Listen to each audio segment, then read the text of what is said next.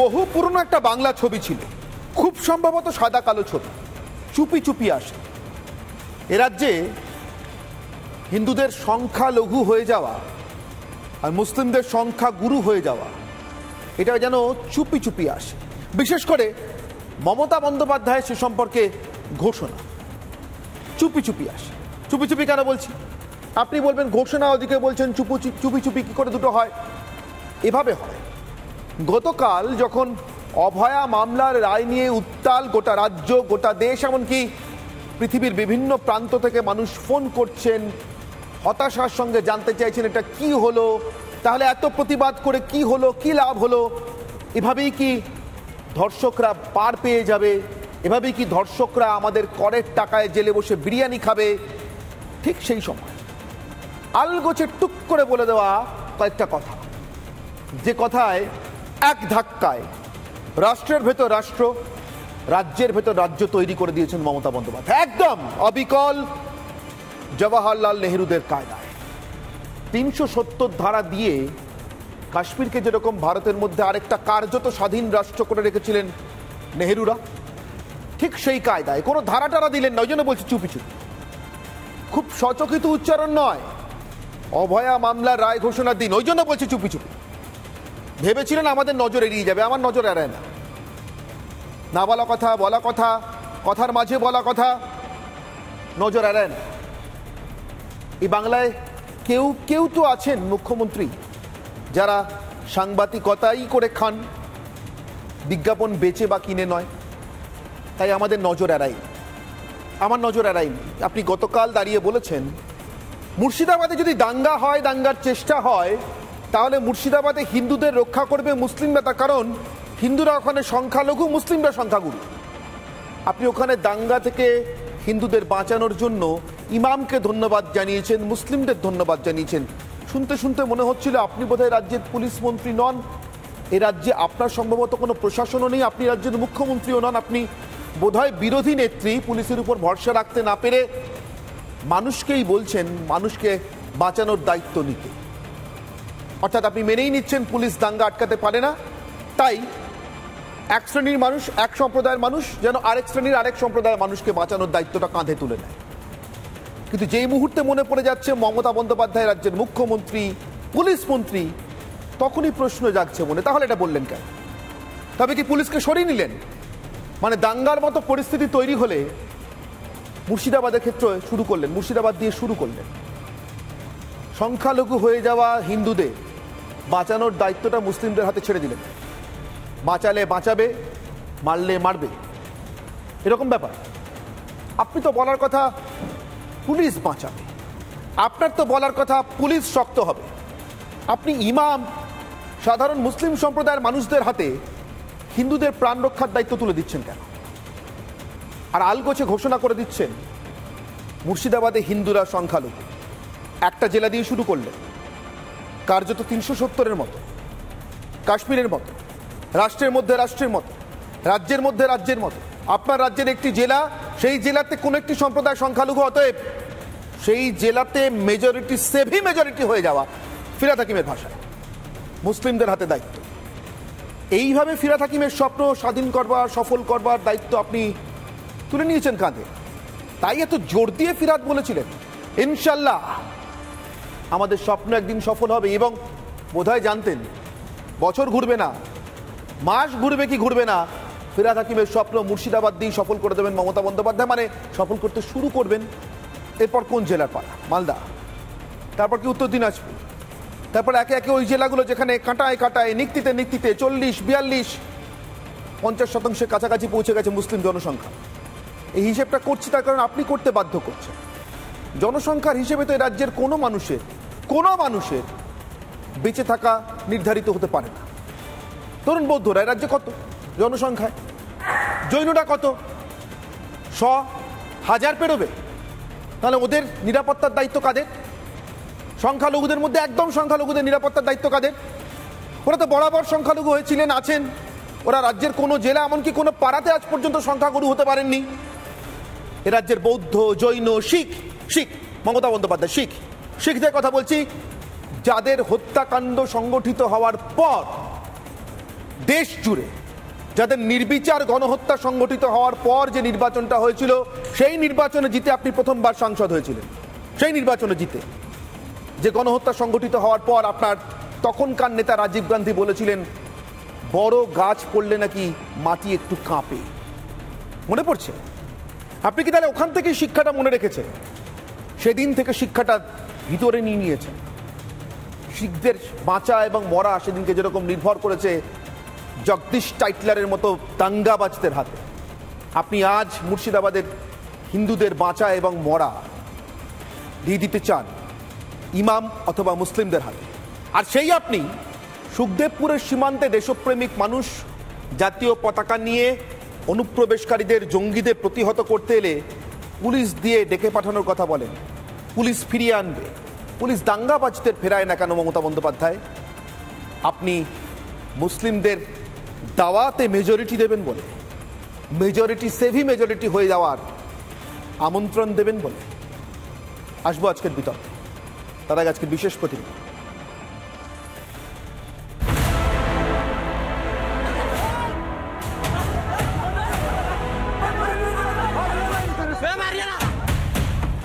এবং গতকালকে তারা কাজটা বন্ধ রেখেছিল। আমাদের বিজেপির পক্ষ থেকে আমরা তীব্র প্রতিবাদ জানাই।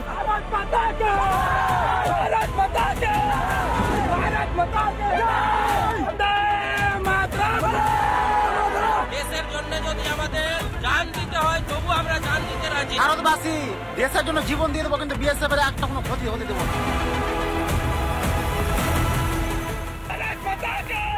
দেশ যেমন আবেগ, দেশ তেমনি দায়িত্ব। মাটির মানুষেরা যখন সে কথা বুঝে দিন রাত জেগে সীমান্তে বিএসএফ এর পাশে দাঁড়িয়েছেন, তখন মা মাটি মানুষের নেত্রী এ রাজ্যের প্রশাসনিক অভিভাবক ব্যস্ত নন্দ ঘোষ খুঁজতে। ওপার বাংলায় একটু প্রবলেম হচ্ছে, কিন্তু বিএসএফ এর সাথে ওটা বর্ডার দেখার দায়িত্ব বিএসএফ এর। যদি কোনো অন্যায় হয় আমরা দেখে নেব, কিন্তু মনে রাখবেন বিএসএফ এর সাথে যদি ওদের বচসা হয় আপনারা গ্রামের লোকেরা সেখানে যাবেন না। আর পুলিশকে বলবো মাইক্রোফোন অ্যানাউন্স করে বলবেন যে আমাদের ইন্ডিয়ার লোকেরা এপারে চলে আসুন। বিএসএফ এর ঘাড়ে দায় চাপালেই দায়িত্ব শেষ। রাজ্যের প্রশাসনিক প্রধান হয়ে দায়িত্ব জ্ঞানহীনের মতো ছায়া যুদ্ধ তৈরি, কোন উদ্দেশ্য পূরণে? কিন্তু দয়া করে কারো কোনো প্ররোচনায় পা দিয়ে কেউ ওদিকে যাবেন না। তার কারণ অনেকের ইন্টেনশন আছে দাঙ্গা লাগিয়ে দিয়ে দুই দেশের মধ্যে গন্ডগোল বাঁধিয়ে দিয়ে সরে আসার। সীমান্তের দায়িত্ব বিএসএফ এর, সেখানেও কষ্ট কল্পনায় হিংসার ইন্টেনশন খুঁজে পান মুখ্যমন্ত্রী। আর যেখানে সত্যি সত্যি হিংসা ছড়ায় সেখানে তিনি হাত গুটিয়ে। হিংসা রোখার দায়িত্ব তার নয়, তিনি রাত জাগেন বটে, তবে হিংসা রোখেন ইমামরা। খোদ মুখ্যমন্ত্রী তো বলছেন বাবরি মসজিদ ডিমোলিশন হয়, সব জায়গায় দাঙ্গা হলেও মুর্শিদাবাদ জেলায় দাঙ্গা হয়নি। আমার ধন্যবাদ উভয় সম্প্রদায়কে এবং বিশেষ করে প্রশাসন, ইমামরাও একটা ভালো ভূমিকা নিয়েছিলেন। আমার ধন্যবাদ উভয় সম্প্রদায়কে এবং বিশেষ করে প্রশাসন, ইমামরাও একটা ভালো ভূমিকা নিয়েছিলেন। শুধু ইমাম তোষণের শেষ ভাবলে ভুল করবেন। এক ঝটকায় এই বাংলার বুকে, এ দেশের বুকে হিন্দুদের সংখ্যালঘু করে দিলেন তৃণমূল নেত্রী। মুর্শিদাবাদ মেজরিটি মুসলিম, আপনাদের উচিত সংখ্যালঘুদের বেশি করে প্রোটেকশন দেয়া। এবং আপনারা সেদিন যারা জমায়েত হয়েছিল কারো কথা শুনে আপনারা প্রোটেকশনটা দিয়েছিলেন। ইমাম সাহেব নিজে বারবার করে মাইকে অ্যানাউন্স করেছিলেন। ফিরহাদকে নিয়ে তাহলে খামোখা আর আলোচনা কেন? ফিরহাদদের মেজরিটি স্বপ্ন তো হাতে ধরে পূরণ করে দিচ্ছেন তার নেত্রী। রাজ্যের প্রতি যার দায় ও দায়িত্ব নিঃসন্দেহে বেশি, তাই দায়িত্ব নিয়ে বাংলার বুকে হিন্দুদের বেমালুম সংখ্যালঘু করে দিলেন মমতা, যে আশঙ্কার কথা আগেই বলেছিলেন মুর্শিদাবাদের দীর্ঘদিনের পোড় খাওয়া নেতা অধীর রঞ্জন চৌধুরী। ভারতবর্ষের সরকার, রাজ্যের সরকার রাজনীতি না করে মিলে মিশে ভাবুন আগামী দিনে ওরা চাইবে এক্সটেন্ডেড বাংলাদেশ। তাতে মুর্শিদাবাদকে দাবি করবে, তারা মালদাকে দাবি করবে, মিলিয়ে নেবে, এগুলো আমার কথা। হিন্দু ভোটের আর তোয়াক্কা করেন না মমতা। মমতার রাজত্বে বাংলার হিন্দুরাই সংখ্যালঘু। রিপাবলিক বাংলা। যারা এক্সটেন্ডেড বাংলাদেশ দাবি করবে, যারা এক্সটেন্ডেড বাংলাদেশ চাইবে এবং যার জোরে চাইবে, জনসংখ্যায় অনুপাত, তাদের জন্য মমতা বন্দ্যোপাধ্যায় রাস্তাটা সহজ করে দিলেন। পশ্চিমবঙ্গের মুখ্যমন্ত্রী হিসেবে জানিয়ে দিলেন মুর্শিদাবাদের সংখ্যালঘু হিন্দুরা, আর তাদের প্রোটেকশনের দায়িত্ব সংখ্যাগুরু মুসলিমদের। মমতার পুলিশের নয়, প্রশাসনের নয়, মুসলিমদের দয়ার উপর নির্ভর করবে হিন্দুদের বাঁচা মরা। দাঙ্গায় পড়বেন কি পড়বেন না। রাজনৈতিক জীবনের শুরুতে নিজের প্রথম নিজের গড়া দলের রাজনৈতিক জীবনের শুরুতে বলা ভালো, নিজের রাজনৈতিক জীবন না, তৃণমূল কংগ্রেসে তার যে রাজনৈতিক জীবন তার শুরুতে নিজের হাতে তৈরি দল, তার প্রথম নির্বাচন 98 সালের লোকসভা নির্বাচন, মমতা বন্দ্যোপাধ্যায় স্লোগান দিয়েছিলেন, মনে পড়ে? তখন প্রবল প্রতাপ সিবি, বিরোধী দল করলে হাত কেটে নেওয়া, বিরোধীদের ভোট দিলে হাত কেটে নেওয়া, গলায় জ্যান্ত কই মাছ ঢুকিয়ে দেওয়া, ঘর বাড়ি পুড়িয়ে দেওয়া, ক্ষেতের ফসল কেটে নিয়ে যাওয়া, পুকুরের জলে মাছ থাকলে ফলিডল ঢেলে দেওয়া ছিল দুবেলার নিত্য নিয়ম। তাই মমতার স্লোগান ছিল চুপচাপ ফুলে ছাপ, তৃণমূল কংগ্রেসের জোড়া ফুল। মমতা চুপচাপই কাজ করতে ভালোবাসে তৃণমূল কংগ্রেসের জন্মলগ্ন থেকে। তাই এবার যেটা করলেন চুপচাপ, মমতা বন্দ্যোপাধ্যায়ের চুপচাপ করা কাজের নমুনার প্রেক্ষিতে আমার আজকের অগ্নিবাণ। বাংলায় মুসলিমদের চুপচাপ মেজরিটি ছাপ মমতার। আমার সঙ্গে উপস্থিত যারা, একে একে তাদের সাথে আপনাদের পরিচয় করি। আমার একদম বাদিক থেকে অনির্বাণ বন্দ্যোপাধ্যায়, আইনজীবী এবং অনির্বাণ তৃণমূলকে সমর্থন করেন। আমার ঠিক বাঁদিকে বর্ষিয়ান সাংবাদিক নির্মল মুখোপাধ্যায়। আমার ঠিক ডান দিকে সজল ঘোষ রয়েছেন, বিজেপি মুখপাত্র। আমার সঙ্গে রয়েছেন অনির্বাণ চৌধুরী, সিপিআই নেতা মুর্শিদাবাদ থেকে, এবং রয়েছেন মানস ভট্টাচার্য, গবেষক। অনির্বাণ, চুপচাপ মেজরিটি ছাপ, এটারই তো অপেক্ষা করছিলেন ফিরহাদ হাকিমরা? আমাকে বলছেন? হ্যাঁ, হ্যাঁ, অনির্বাণ বন্দ্যোপাধ্যায়, সরি, আজকে তো দুজন অনির্বাণ আছে। তিনজন।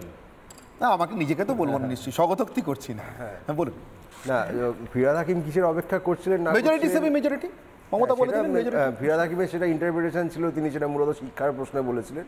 সেটা এবার আপনি যেভাবে ইন্টারপ্রেট করতেছেন, শিক্ষার প্রশ্নে মেজরিটি থেকে মেজরিটি হয়, সেটা ফিরহাদ হাকিমের ইন্টারপ্রিটেশন। উনি কি অশিক্ষিতদের মধ্যে শিক্ষিত হওয়ার কথা বলছেন? না, তিনি মূলত বলেইছিলেন যে মূলত মুসলিম সম্প্রদায়ের মধ্যে শিক্ষার প্রসার অনেক কম, এবং সেই শিক্ষার প্রসারে সংখ্যাগুরু যারা সাহায্য করেছেন তিনি তাদেরকেও ধন্যবাদ জানিয়ে যে বক্তব্য শুরু করেছিলেন, এবং পরে এটা বলেওছেন যে আমি মূলত শিক্ষার প্রসারের প্রশ্নে এই মেজরিটি সেমি মেজরিটি ইত্যাদি বলতে চেয়েছিলাম। এবার যদিও তার শব্দ চয়ন নিয়ে নিশ্চিতভাবে সমালোচনার প্রচুর জায়গা আছে, কিন্তু ফিরহাদ হাকিমকে যারা চেনেন ব্যক্তিগত জীবন বা রাজনৈতিক জীবনও, তিনি আর যাই করুন সংখ্যা গুরুদের বিরুদ্ধে কোনো রকম লড়াই কি জীবনে করেছেন বা ভেবেছেন, আমার মনে হয় এটাকে কেউ তার শত্রুও বলতে পারবে না। 40 সালের আগে জিন্নাও ভাবেননি, চলুন বলুন। হ্যাঁ, সেটা অন্য প্রসঙ্গ। এবার এইখানে আপনি মমতা বন্দ্যোপাধ্যায় সম্পর্কে প্রতিবেদনে যা বললেন বা আপনিও যা বললেন, তাতে আমার ধারণা যে রাজনৈতিকভাবে তার কোনো ক্ষতি তো বহু দূরের কথা, বিজেপির আরো বেশি ক্ষতি আপনারা করছেন আর কি এই ধরনের বালকিল্লা প্রতিবেদন দিয়ে। তাতে আমার কিছু এসে যায় না। হ্যাঁ, ঠিক আছে, সেটা আমারও কিছু এসে যায় না, আমি তো খুশি হই বিজেপির যত ক্ষতি হয় রাজনৈতিক। বিজেপির ভালো করার দায় নিয়ে বসে নি,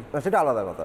এবার সেই প্রসঙ্গে এই এতটা বালখিল্য সব প্রতিবেদন দিয়ে মমতা বন্দ্যোপাধ্যায় রাজনৈতিক কোনো ক্ষতি তো হয়ই না, বরং বিজেপির আস্তিনের শেষ তাস যে মমতা শেষ অবধি হয়তো বলে ছাড়বে যে মমতা বন্দ্যোপাধ্যায় আসলে মমতা বন্দ্যোপাধ্যায় নয়। ওই শুভেন্দু যেমন বলতেন যে কি খালাফালা কি সব বলতেন, ওরকম বোধহয় মমতা মুমতাজ সব বলবে।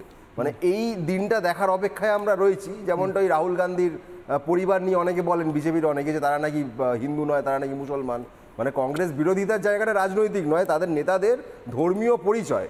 সেটা কার বলছেন, আসল কথাটা বলছেন না। আমি আসল কথাতেই আসছি। আসল কথাটা এটা, এই রাজ্যের একটি জেলায়, একদম ভারতের কাশ্মীরের মতো, এই রাজ্যের একটি জেলায় আলাদা ধারা আছে। মালদা হিন্দুরা এখানে সংখ্যালঘু, অতএব তাদের জানমালের দায়িত্ব মুসলিমদের, পুলিশের নয়। এবং মালদা, এই দুটি জেলায় সংখ্যার নিরিখে মুসলিমরা সংখ্যাগুরু, তো অসুবিধা কি আছে?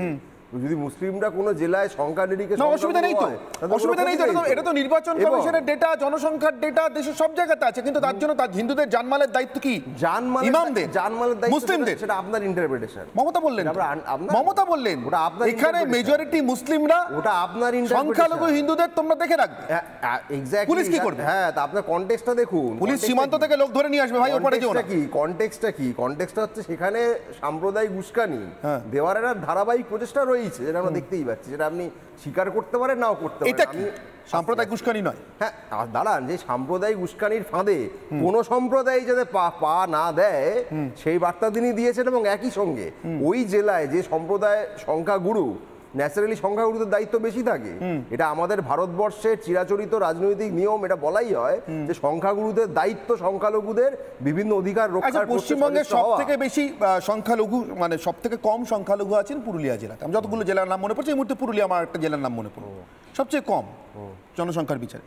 আপনি শুনেছেন মমতা বন্দ্যোপাধ্যায় পুরুলিয়া দাঁড়িয়ে বলেছেন, ওখানে তো রামনবমীর মিছিল অশান্তি হয়েছিল, হিন্দুরা এ জেলায় মেজরিটি, তোমরা এখানে মুসলমানদের দেখে রাখবে বলেছেন। সাম্প্রদায়িক উস্কানির বিরুদ্ধে বলেছেন। এক্স্যাক্টলি। আরে এটা বলেছেন কি? আরে হিন্দুরা তো কোনো জেলায় মেজরিটি। আরে অনির্বাণ পরিষ্কার করুন। আরে অনির্বাণ সোজা করে বলুন না। আরে বাবা কি মুশকিল, আপনি এই মুহূর্তে এত কথা বলছিলেন, ভালো ভালো কথা বলছিলেন। অনির্বাণ, যে জেলায় হিন্দুরা, অনির্বাণ যে জেলায় হিন্দুরা মেজরিটি, আরে অনির্বাণ শুনুন না। আরে অনির্বাণ ওই জিনিসটা মমতা বন্দ্যোপাধ্যায়, যে জেলায় হিন্দুরা মেজরিটি সেই জেলায় মুসলমানদের জানমালের দায়িত্ব হিন্দুদের নয়, পুলিশের। যে জেলায় হিন্দুরা মাইনরিটি সেই জেলায় হিন্দুদের জানমালের দায়িত্ব মুসলমানদের, ইমামদের, পুলিশের নয়। যে কোনো জেলায়, এটা আপনার মনে হচ্ছে সাম্প্রদায়িক উস্কানি নয়? যে কোনো জেলায় সাম্প্রদায়িক উস্কানি রোখার দায়িত্ব সব সম্প্রদায়ের, তার মধ্যে যারা সংখ্যার নিরিখে সংখ্যাগুরু। আমি তো জিজ্ঞাসা করছি পুরুলিয়াতে এটা বলেন না কেন?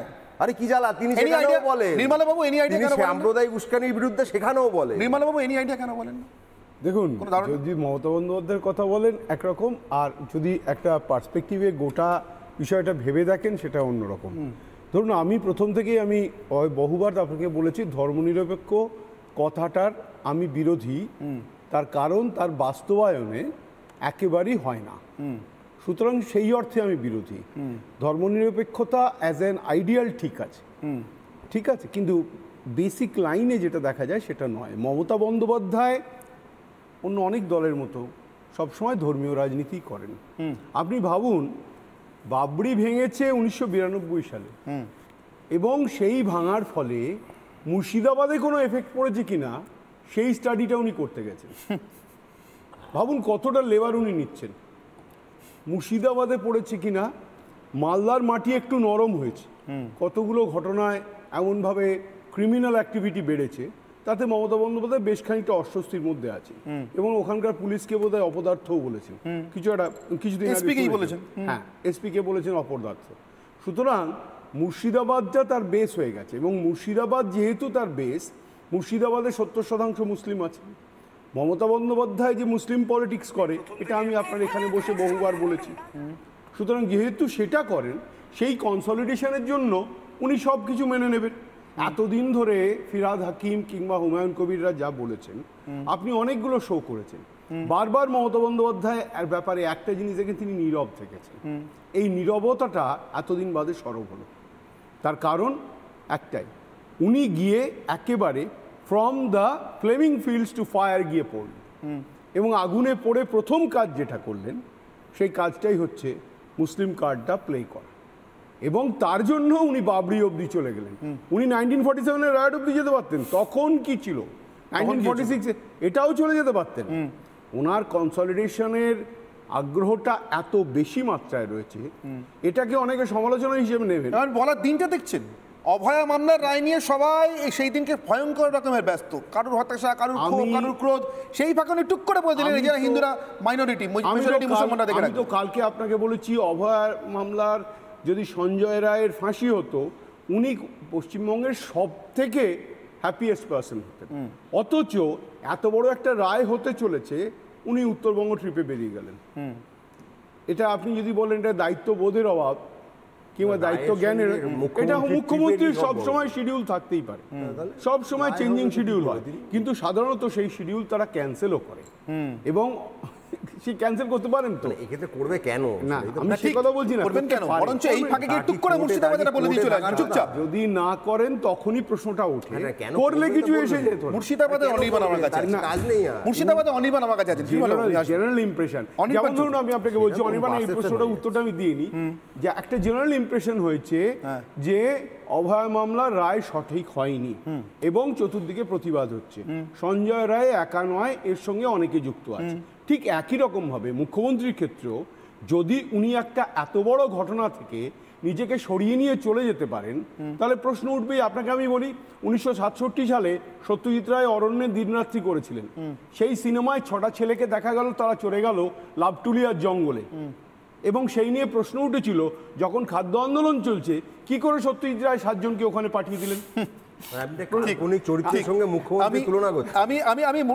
আমি মুর্শিদাবাদে অনির্বাণ আমার সঙ্গে রয়েছেন, অনির্বাণ চৌধুরী আমার সঙ্গে রয়েছেন। আমি অনির্বাণের কাছে যাই। অনির্বাণ, আমার একটু জানতে ইচ্ছা করছে, কারণ আপনাদের তো অনেক রকম থিওরি থাকে।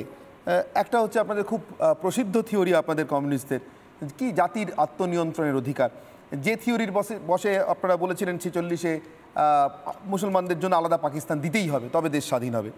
এবার কি করবেন? মুর্শিদাবাদে তো ইতিমধ্যে মুসলমানরা মেজরিটি হয়ে গিয়েছেন, মোটামুটি তাদের মায়াদয়ের উপরই হিন্দুদের বেঁচে থাকা। এখন আপনার বেঁচে থাকা কিনা আমি জানি না, কারণ আপনি নিজেকে হিন্দু বলে পরিচয় দেন কিনা। কমিউনিস্টরা তো নাস্তিক হয়, নাস্তিকরা আমার বিচারে হিন্দু হয়, কিন্তু আপনারা নিজেদের হিন্দু মনে করেন কিনা আমি জানি না। আমার প্রশ্ন আপনার কাছে, এবার কি হবে? মুর্শিদাবাদে জাতির আত্মনিয়ন্ত্রণের অধিকার প্রযুক্ত হবে? মানে মুসলিমরা ঠিক করবেন, মেজরিটি মুসলিমরা তারা ভারতে থাকবেন না বাংলাদেশে, মেজরিটি বাংলাদেশের সঙ্গে চলে যাবেন, যেটা অধীর চৌধুরী বলছেন, এবার দাবি করবে। দেখুন, আপনি প্রথমে যেটা বললেন খুব কায়দা করে আপনি একটা জাগলারি করলেন, সেটা হচ্ছে লাহোর প্রস্তাবের মধ্যে জাতির আত্মনিয়ন্ত্রণের অধিকার আছে এইটা ভেবে একসময় সেটা অবিভক্ত কমিউনিস্ট পার্টি সমর্থন করেছিল, এটা ঠিকই। কিন্তু পরবর্তীকালে এর মধ্যে যখন একটা বিভেদকামিতা আছে এইটা রজনীকান্ত দত্ত ধরিয়ে দিয়েছিলেন, তখন পিসি যোশী এবং ভবানী সেন যৌথ বিবৃতি দিয়েছিলেন এবং সেটা দেশভাগের বিরুদ্ধে দিয়েছিলেন, এবং সেটা সেই সময় স্বাধীনতা পত্রিকায় প্রকাশিত হয়েছিল। ততক্ষণে দেশভাগ চূড়ান্ত হয়ে গেছে। আপনি বলুন না, কিন্তু শুনুন, কিন্তু আমাদের নৈতিক যে ভিত্তি, সে ভিত্তিটা দেশভাগের বিপক্ষেই ছিল। এইবার আপনি যেটা প্রথমে বললেন সুতরাং সেটা একটা জাগলারি করলেন, এটা প্রথম কথা। দ্বিতীয় কথা হচ্ছে মমতা বন্দ্যোপাধ্যায়ের যে নিম্ন স্তরের তোষণের রাজনীতি, এটার উপর ভিত্তি করে উনি যে সমস্ত কথাগুলো বলছেন এটা তো নতুন নয়। উনি এর আগে দুধেল গায়ে বলেছেন, রেড রোডে হিজাব পরে ভেক ধরেছেন। এগুলো আসলে খুব ঠান্ডা মাথার কূটকৌশল। এগুলোর মাধ্যমে তিনি খুব সস্তায় একটা ভোটের ডিভিডেন্ড, যাতে মুসলিম কমিউনিটির ভোট পাওয়া যায়। অনির্বাণ, আমি একটু থামাচ্ছি, আপনাকেই বলতে দেবো। আমি এখানে একটু আপনার সঙ্গে ডিফার করছি। যদি এটা সজলবাবুও বলেন আমি ডিফার করবো, আজকে করতে বাধ্য হব। এটাকে আমি আর তোষণের রাজনীতি ভাবতে রাজি নই। সুরাবর্দীকে আপনি কি বলবেন? তোষণের রাজনীতি করতেন না। সুরাবর্দী খুব ভালো করে জেনে গিয়েছিলেন হিন্দু ভোট নয়, মুসলিম ভোট, মুসলিম ভোটই ঠিক করবে সব কিছু, ফলে তোষণের কোনো জায়গা নেই। অনির্বাণ, যদি আপনি জানেন যে কে আসলে নিয়ন্ত্রণ করছে, তাহলে আপনার কাউকে তোষণ করার দরকার পড়ে না। আমি আসবো অনির্বাণ, আপনার কাছে আসবো। অনির্বাণ, আমি বলছি সুরাবর্দীর সমান বিপদের সামনে আমরা। আমি মমতা বন্দ্যোপাধ্যায়কে সুরাবর্দী বলছি না, আমি বলছি সুরাবর্দীর সময়ের যে বিপদ ছিল ঠিক সেই বিপদের সামনে আমরা। যখন সুরাবর্দীরা ক্ষমতায় থাকলে তোষণ নয়, আপনাকে আর মানে যিনি মাইনরিটি তাকে আর মানুষ বলেই মনে করবেন না। মানুষ বলে মনে করলে তার নিরাপত্তার জানমালের দায়িত্ব মমতা ট্যাক্স দেওয়া, ট্যাক্সের টাকায় মাইনে হওয়া পুলিশের উপর রাখতেন। কিন্তু মমতা মুর্শিদাবাদের হিন্দুদের জানমালের দায়িত্বটা মুসলিমদের উপর দিয়ে দিয়েছে, তাদের দয়ার উপর দিয়ে দিয়েছিলেন, ঠিক যেভাবে সুরাবর্দী 16ই আগস্ট ছেড়ে দিয়েছিলেন 46 সালে। আপনি তফাৎটা বুঝতে পারছেন না বা চাইছেন না, কোনটা? তো এখনো তোষণ বলবেন না? দেখুন, আমি আপনার যে সুর, সেই সুরে কিন্তু আমার কথা যাবে না। এবার তারপরেও যদি আপনি আমাকে অ্যালাউ করেন তাহলে আমি কথা বলতে পারি। না, আপনি বলুন। সেটা হচ্ছে লোকে আরেকবার শুনুক যে আপনারা আরেকটা দেশভাগের সামনে দাঁড় করিয়ে রাখছেন আমাদেরকে। বলুন। আমি সুরাবর্দী আর মমতা বন্দ্যোপাধ্যায়কে এক করতে রাজি নই। আমি যেটা পরিষ্কার বলছি সেটা হচ্ছে মমতা বন্দ্যোপাধ্যায়ের এটা অত্যন্ত নিম্ন স্তরের একটা তোষণের রাজনীতি। এর পিছনে একটা কারণ আছে, সেটা এর সঙ্গে অবশ্য মুসলিম সমাজের উন্নয়নের কোনো সম্পর্ক নেই। এর পিছনের যে কারণ, সে কারণটা হচ্ছে, আপনি আমাকে একটু যদি সময় দেন, সেটা হচ্ছে যে বামফ্রন্ট সরকার যখন চলে গেল, তার চলে যাওয়ার একটা অন্যতম কারণ ছিল সাচার কমিটির রিপোর্ট। আমরা কোনো কিছু লুকোইনি, আমরা যেটা পারিনি সেটা পরিষ্কার বলেছিলাম। তো সাচার কমিটির রিপোর্টে সেটা প্রতিফলিত হয়েছিল। ওগুলো অন্য সেই প্রশ্ন সাচার অনির্বাণ, কমিটির ওগুলো অন্য রিপোর্টে- প্রশ্ন অনির্বাণ। আমি সাচার কমিটির রিপোর্টে আজকে যাব না, না, অন্য নয়, অন্য আপনি- প্রশ্ন। আপনি যদি সাচার ধৈর্য কমিটির না রিপোর্টে ধরেন যাব না এই তাহলে কারণে আমি চলে অনির্বাণ, যাচ্ছি। যদি মুর্শিদাবাদে দেখুন একটা উল্টো প্রশ্ন আসে, অনির্বাণ এখানে হাত তুলছিলেন, চলো আমি অনির্বাণের কাছে যাবো। অনির্বাণ, যদি মুর্শিদাবাদে হিন্দুরা সংখ্যালঘু হয়ে গিয়ে থাকেন, এবার আমি পাল্টা কতগুলো প্রশ্ন করলাম, জানি না মমতা বন্দ্যোপাধ্যায়কে তো পাওয়া যায় না, উনি ওইসব জায়গাতে ইন্টারভিউ দিতে যান যেখানে ওনার ব্যাগের ভিতরে কি আছে জিজ্ঞাসা করা হয়, অথবা উনি কি কালারের শাড়ি পরতে ভালোবাসেন, অথবা কোন কোন সিরিয়াল দেখেন। আমাদের সামনে এলে প্রশ্নগুলো আমাদের সামনে এলে প্রশ্ন করার সুযোগ পেতাম। শুনুন না, প্রেস কনফারেন্সটা করেন না শুনুন না, সে প্রেস কনফারেন্সে দেদার হুমকিও দেন। আচ্ছা শুনুন না, অন্তত করেন। আচ্ছা শুনুন না অনির্বাণ, অনির্বাণ বলছি যদি মুর্শিদাবাদে হিন্দুরা সংখ্যালঘু হয়ে গিয়ে থাকেন, আমার প্রশ্ন, হিন্দুরা কি তাহলে আলাদা সংখ্যালঘু শিক্ষা প্রতিষ্ঠান খোলবার সুযোগ পাবেন, খারিজি মাদ্রাসার মতো, যেখানে কেউ ইন্সপেকশন করবে না, এক এক করে যেখানে কেউ ইন্সপেকশন করবে না? হিন্দুরা কি সরকারি চাকরিতে সংরক্ষণ পাবেন সংখ্যালঘুদের মতো? মানে মমতা যেন ওবিসি কোটার মধ্যে ঢুকিয়ে দিয়েছিলেন। জেলাভিত্তিক সংখ্যালঘু যদি টার্মিনোলজি সরকারি স্বীকৃতি পেত তাহলে হয়তো পেয়েছে, তো মমতা বন্দ্যোপাধ্যায় স্বীকৃতি দিলেন তো জেলাভিত্তিক সংখ্যালঘু হিন্দুরা।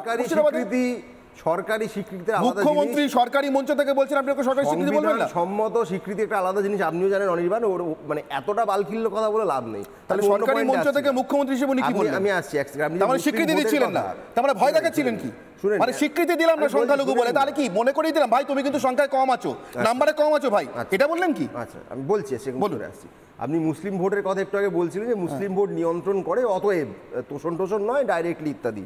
এবার এখানে মনে করিয়ে দিই আপনাকে, মালদা এবং মুর্শিদাবাদ, আগের দিন বোধহয় আপনার সাথেও বলছিলাম যে এই দুটি জেলাতে গোটা পশ্চিমবঙ্গের মুসলিম জনসংখ্যার কনসেন্ট্রেশন সবচেয়ে বেশি এই দুই জেলায়, এবং এই দুই জেলাতেই তৃণমূল কংগ্রেসের রাজনৈতিকভাবে পায়ের তলায় জমি শক্ত করতে কালঘাম ছুটে গেছে। তারা এই বিগত লোকসভা নির্বাচনেও মালদায় একটা আসনও জিততে পারেনি, মুর্শিদাবাদে বহু বছর পর পেরেছে, এবং তার আগে নির্বাচনগুলো দেখলে যদি দেখেন, সেই জন্যই তো আমি তোষণ বলছি না। না অর্থাৎ এই জন্যই তোষণ বলছি না, অর্থাৎ মানে এটা কোনো ভোট আসে না, কিন্তু এটা কোনো অন্য কিছু হতে পারে। অর্থাৎ তৃণমূল কংগ্রেসের অ্যারাউন্ড 45% যে ভোট ব্যাংকটা রয়েছে বা ভোটের যে টোটাল ইয়েটা রয়েছে, তার মধ্যে 30%ই মুসলিম ভোট বলে যে প্রচারটা চলে, এটা সর্বৈব মিথ্যা। না আমি ভোটের কথা আসছি না অনির্বাণ, আমি আজকে একদম শুরু থেকে একবারের জন্য আলাদা করে মুসলিম ভোট হিন্দু ভোট এরকম অনির্বাণ আপনি খেয়াল করছেন কিনা জানি না, আমি আজকে শুরু থেকে একবারের জন্য তোষণ শব্দটা ব্যবহার করিনি। আমার কাছে তোষণ মনেই হচ্ছে অনির্বাণ সিপিআর অনির্বাণের কথার প্রেক্ষিতে বললেন, উনি বলছেন কিন্তু আমি একবারও তোষণ শব্দটা ব্যবহার করতে পারছি না। আমার বাংলার মানুষের ভোট মিশ্র, আমার বরঞ্চ আরেকটা কথা মনে হয়েছে নির্মলবাবু, আমার বরঞ্চ আরেকটা কথা মনে হয়েছে, কিছুদিন আগে মোহাম্মদ সেলিম একটা প্রেস কনফারেন্স করেছেন, করে বলেছিলেন যে বাংলাদেশে যারা সংখ্যাগুরু তাদেরকে ওপারের সংখ্যালঘুদের দায়িত্ব বুঝে নিতে হবে, আর এদিকে যারা সংখ্যাগুরু তাদেরকে এদিকের সংখ্যালঘুদের দায়িত্ব বুঝে নিতে হবে। আমি অনির্বাণ চৌধুরীকে বললাম, উনি ডেকে গেলেন, বললেন কি সব আমি কি করছি একটা বললেন, আমি ভুলে গেলাম শব্দটা, যাই হোক। তো আমার জাগলারি, তো এই জাগলারির ফাঁক দিয়ে মানে কমিউনিস্টদের তৈরি করা ছিদ্রপথে বারবার এই কালসাপটা ঢোকে কেন? আমার দ্বিতীয় অগ্নিবাণ, বামেদের করা ছিদ্রপথেই মেজরিটি সাপ বাংলায়, এই মেজরিটি আর মাইনরিটি, এদিকে মেজরিটি হলে মাইনরিটিকে দেখে রাখতে হবে। আচ্ছা নির্মলা বাবু সংবিধান কি বলে? মেজরিটি মাইনরিটিকে দেখে রাখবে নাকি মেজরিটি মাইনরিটি সবাইকে পুলিশ আর প্রশাসন দেখে রাখবে? কোনটা? এই কবে থেকে সংবিধান চেঞ্জ হলো আমাদের? না দেখুন, একটা দায়িত্ববোধের ব্যাপার তো সবসময় থাকে, এটা বলাই হয় যে সবসময় যারা সংখ্যাগুরু তারা সবসময় সংখ্যালঘুদের দেখবে। আমি কোনোদিন মুসলিমদের সংখ্যালঘু বলিনি, আমি দ্বিতীয় সংখ্যাগুরু বলেছি, ঠিক আছে, সবসময় সেকেন্ড লার্জেস্ট মেজরিটি বলেছি, কারণ সংখ্যালঘু কথাটার মধ্যে একটু অন্যরকম মিশ্রণ থাকে, যেটা আপনার। কিন্তু একটা জিনিস আপনাকে বুঝতে হবে যে এখানে যে তোষণ বলে যে কথাটা বলা হয়, আমি বলছি না একবার, এই যে তোষণ কথাটা কিন্তু ঠিক নয়। মানে এখন যে জায়গায় জিনিসটা পৌঁছেছে ওটা প্রায় ভরণ পোষণের জায়গায় চলে গেছে, মানে একদমই ভরণ পোষণ হচ্ছে, সেটা যে কমিউনিটিরই হোক। ভারতবর্ষে কোনো দল নেই, কমিউনিস্টরা যেহেতু ধর্ম মানে না তাই তারা ধর্মীয় রাজনীতিটা করতে পারে না, সে ক্ষমতা তাদের নেই। কিন্তু ঘটনাটা হচ্ছে অন্য সব দলই, মমতা বন্দ্যোপাধ্যায় তো স্পেশালি, আঞ্চলিক দলগুলো স্পেশালি, আপনি যদি একটু দেখেন হিস্টোরিওগ্রাফি, এমন কোনো দল নেই, এমনকি শরদ পাওয়ারের এনসিপি পর্যন্ত তারাও ধর্মীয় রাজনীতি করে। মমতা বন্দ্যোপাধ্যায় সেখানে একদম ভরণ পোষণের দায়িত্ব নিয়েছে মুসলিমদের এখানে এই কনসলিডেশনটা করানোর জন্য। তোষণের দিনটা চলে গেছে, উনি একটা লেভেল বাড়িয়ে নিয়েছেন। আমি এটাই বলতে চাইছিলাম নির্মলবাবু, যে তোষণটা ওদের, আমি একবারের জন্য তোষণ শব্দটা ব্যবহার করেন। সজল বাবু, আমি যেটা বলেছি শুরু করার আগে একটা অবজেকশন দিই, সেটা হচ্ছে আপনি বললেন যে সিপিএম ধর্মের রাজনীতি করতে পারে না। এই কথা আপনি কি করে বললেন? ওরা আপনার আমার থেকে অনেক ভালো জানে। আজকে সেলিমের, বিকাশ ভট্টাচার্যের গরু খাওয়া, হ্যাঁ, সেটা কি সেকুলারিজমের ছিল, চাটনি ছিল? আমি জানতে চাই আপনাদের কাছে, বলুন আপনার প্রশ্ন। না, যেটা যে আমার প্রশ্ন একটাই, আমি আজকে সাধারণ মানুষের কাছে প্রশ্নটা করে রেখেছি। আমি প্রশ্নটা শুধু দেখিয়ে রাখবো, পোল কোশ্চেন আজকে আপনাদেরকে যেখানে আমি ভোট করতে বলেছি, মমতা কি হিন্দু ভোটের তোয়াক্কা করেন না, আমার আজকের পোল কোশ্চেন আপনারা দেখে রাখুন। সাধারণ মানুষ আজকে এই প্রশ্নের উপরে ভোট দিচ্ছেন সোশ্যাল মিডিয়াতে, ফেসবুকে, ইউটিউবে এবং এক্স হ্যান্ডেলে।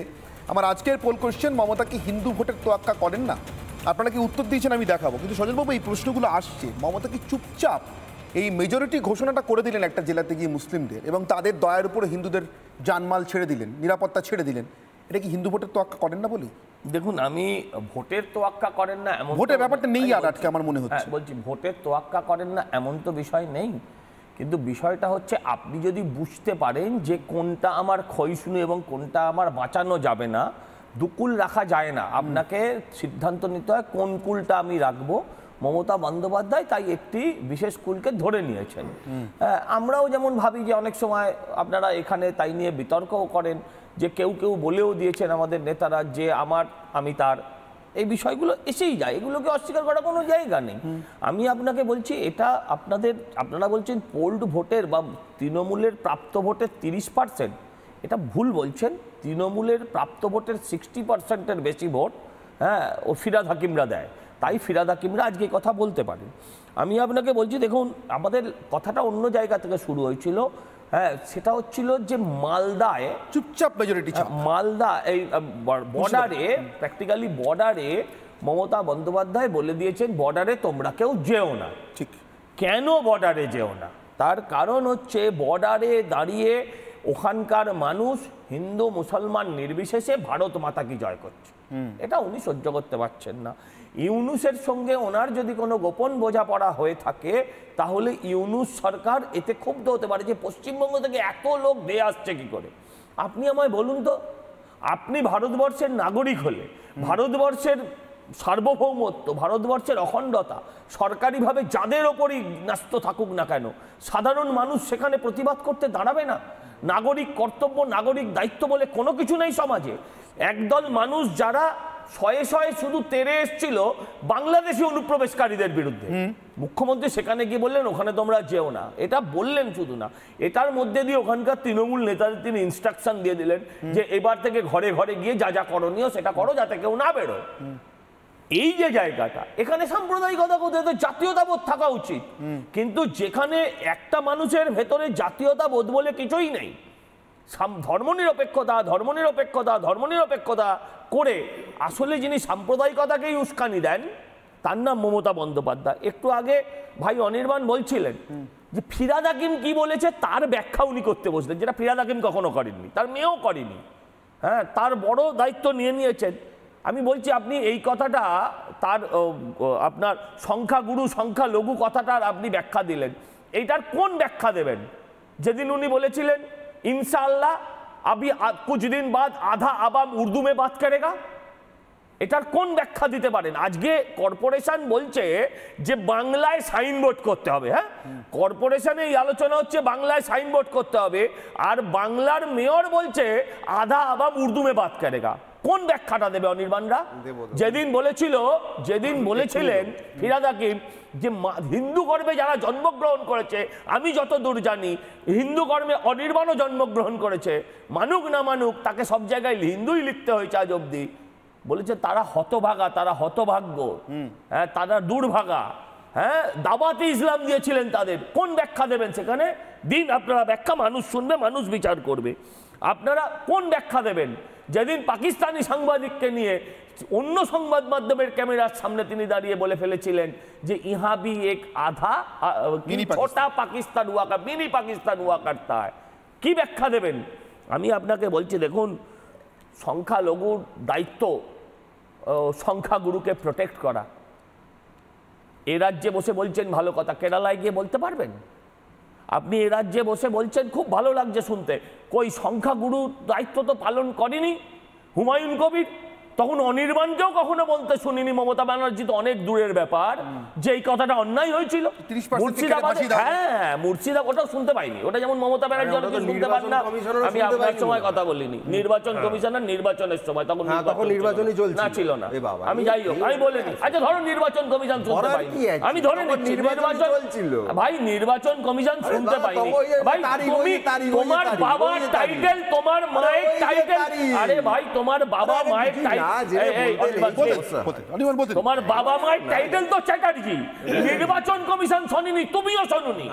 তোমার না ব্যানার্জি তোমার বাবা মায়ের টাইটেল, তোমার বাবা মাকে তুমি অসম্মান করছো। আমি প্রশ্ন করতে চাই, বললেন টেলিপ্রম্পটার দেখে কথা বলেন, বন্ধ হয়ে গেলে আর এদিক ওদিক তাকায়। বলতে দিন অনির্বাণ, বলতে দিন অনির্বাণ, বলতে হয়েছে আপনার সময় তো কথা বলেন। টেলিপ্রম্পটার দেখে কথা বলা ভালো, তাহলে অন্তত বিষ্ণুর জেন্ডার চেঞ্জ হয় না। টেলিপ্রম্পটার দেখে কথা বললে ভালো, 1,500 কিলো বাচ্চা জন্মগ্রহণ করতে পারতো না। টেলিপ্রম্পটার দেখে একটু 30 সেকেন্ড দেরি হওয়া ভালো, 30 সেকেন্ড দেরি হওয়া ভালো। অন্তত আজকে যিনি ফাঁসি চাইছেন, আরে আজকে যিনি ফাঁসি চাইছেন তিনি, আরে আজকে যিনি ফাঁসি চাইছেন, আরে মূর্খের মতো কথা বলছেন, কথাটা শুনুন। যারা আজকে ফাঁসি চাইছেন তারা কালকে, তিনি কালকে বলেছিলেন শরীর থাকলে একটু আধটু রেপ হয়, আবার বলছি শরীর থাকলে একটু আধটু রেপ হয় যিনি বলেছিলেন, সেই দলের আজকে অনির্বাণরা এখানে বসে মমতা বন্দ্যোপাধ্যায়কে রক্ষা করার চেষ্টা করছে।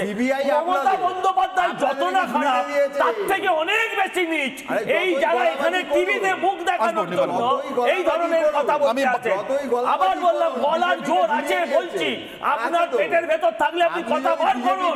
আমি আপনাকে বলি মমতা বন্দ্যোপাধ্যায় বলেছিল কিনা শরীর থাকলে রেপ হয়, মমতা বলেছিল কিনা শরীর থাকলে রেপ হয়, বলুন অথেন্টিক। আপনি, আমি বলছি শরীর থাকলে রেপ হয়, আবার বললাম মূর্খ ততক্ষণই সভা পায় যতক্ষণ মূর্খ চুপ করে থাকে, মূর্খ ততক্ষণ সভা পায় যতক্ষণ চুপ করে থাকে।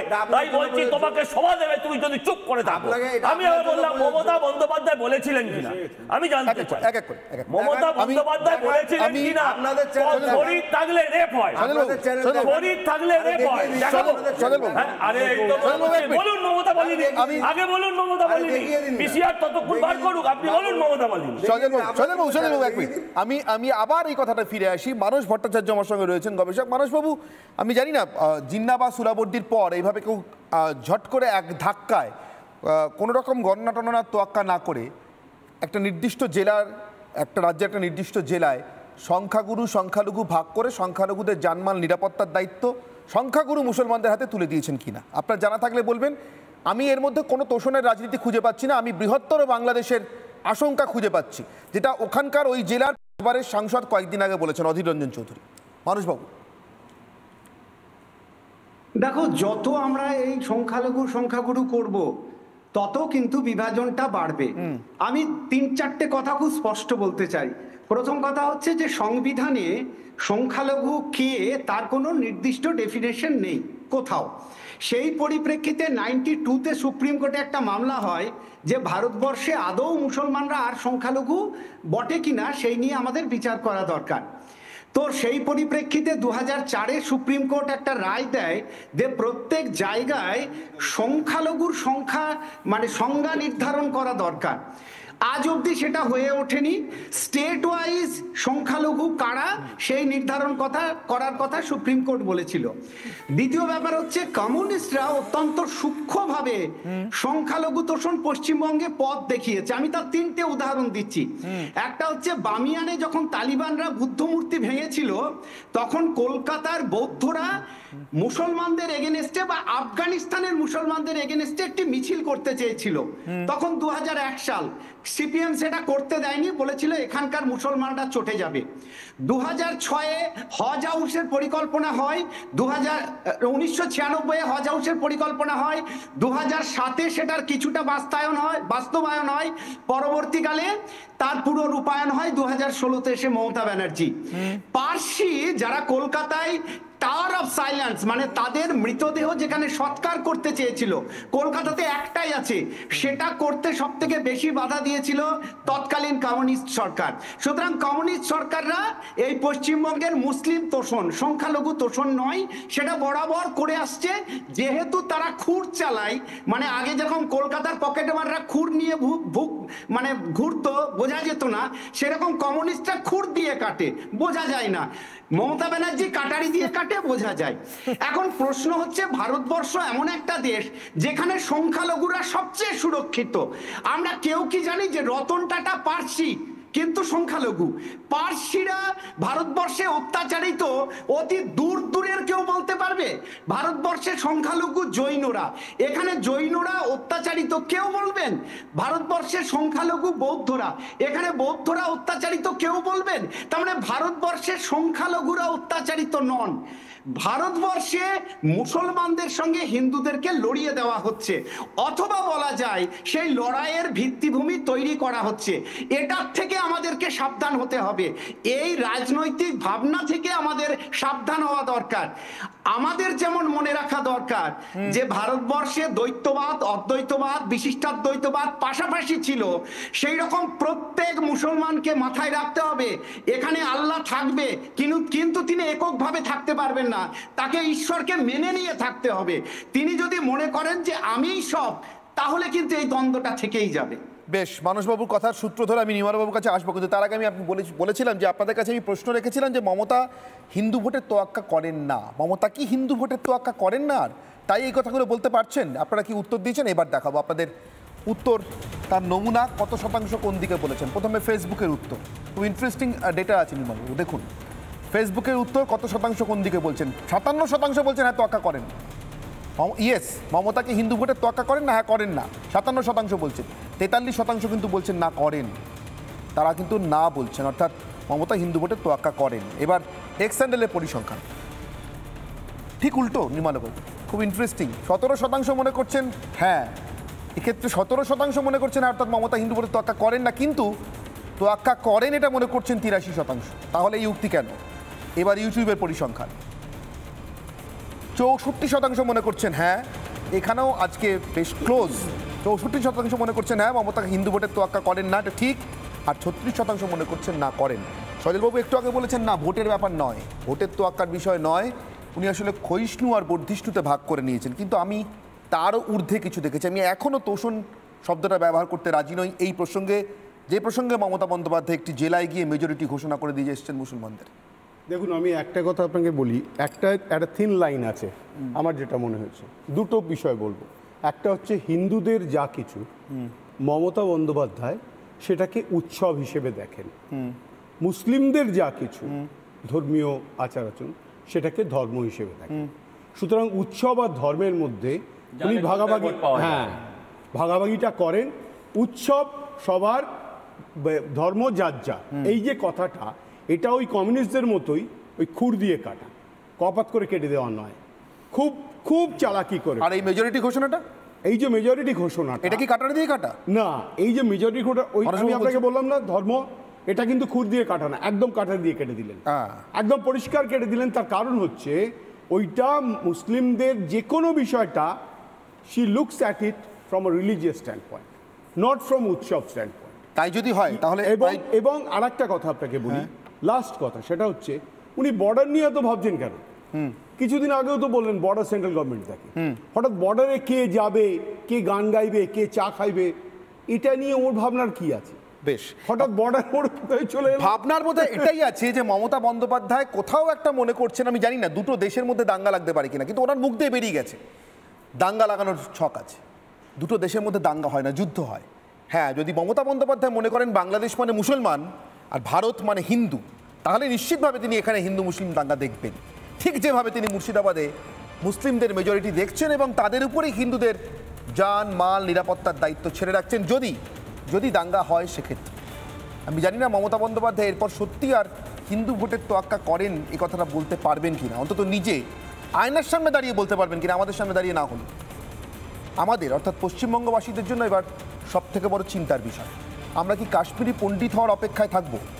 এক রাতে ঘোষণা আসবে কোনো জায়গা থেকে, হয় মুসলিম হও মানে মেজরিটি হও, না হলে পশ্চিমবঙ্গ ছাড়ো। অনির্বাণের অগ্নিবাণ এখানেই শেষ করছি। সঙ্গে থাকুন রিপাবলিক বাংলা।